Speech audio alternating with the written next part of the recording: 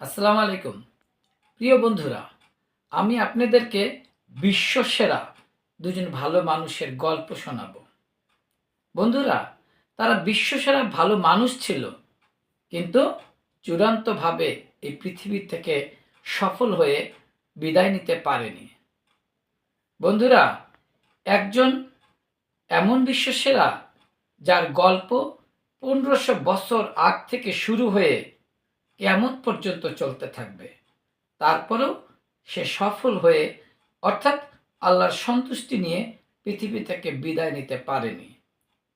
আরেকজন বিশ্বসেরা বন্ধুরা, সমসাময়িক বিশ্বের একজন সেরা ব্যক্তিত্ব, যিনি সবসময় আলোচিত হয়েছে ভালো মানুষ হিসেবে।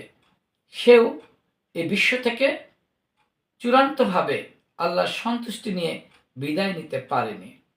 বন্ধুরা, আমি জানি আপনারা বিশ্বসেরা সেই দুজন ভালো মানুষের নাম শুনতে চাচ্ছেন, তাই না বন্ধুরা? হ্যাঁ বন্ধুরা, একজন হলো আমাদের প্রিয় নবী হজরত মুহাম্মদ আহমদ মুস্তফা সাল্লাল্লাহু আলাইহি সাল্লামের চাচা আবু তালিব। আবু তালিব বিশ্বসেরা মানব, আমাদের নবী, সর্বশ্রেষ্ঠ নবী, যার জন্য এমন কিছু নেই যে করেননি। অর্থনৈতিক, শারীরিক, মানসিক সকল প্রকার সহযোগিতা আমাদের নবীকে তিনি করেছিলেন। সকল বিষয়ে তিনি গুরুত্বপূর্ণ অভিভাবকের দায়িত্ব পালন করেছিলেন। কিন্তু বন্ধুরা, তারপরেও তার ভাতিজার আহ্বানে, আমাদের নবীর আহ্বানে কালেমা না পাঠ করার কারণে তিনি কিন্তু ঈমান নিয়ে পৃথিবী থেকে বিদায় হতে পারেননি। তিনি সর্বনিম্ন শাস্তি ভোগ করবেন জাহান্নামে, এরকমই আমরা জানি। বন্ধুরা, আরেকজন বিশ্বসেরা ব্যক্তিত্ব, সে হলো মাদার তেরেসা।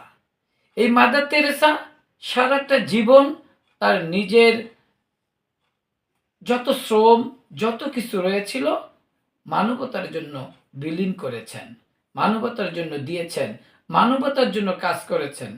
কিন্তু বন্ধুরা, সেও কিন্তু ঈমান নিয়ে পৃথিবীর থেকে বিদায় নেননি। তাই বন্ধুরা, তারা চূড়ান্তভাবে সফল হতে পারে নাই। বন্ধুরা, মনে রাখবেন, যে কোনো ভালো কাজ তো করতেই হবে। তার আগে আমরা যদি মূলকে না স্বীকার করি, না মানি, আমার মালিককে যদি আমি স্বীকার না করি, তাহলে আমার ফলাফল শূন্যই থেকে যায়।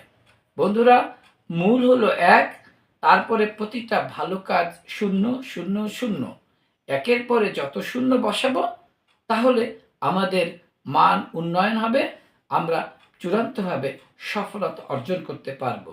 তাই বন্ধুরা, আমরা ভালো কাজ করব, সাথে সাথে আমাদের মালিক, আমাদের প্রভু, আমাদের সৃষ্টিকর্তা আল্লাহকে স্বীকার করতে হবে, মানতে হবে, তার নবী রাসূলকে মানতে হবে।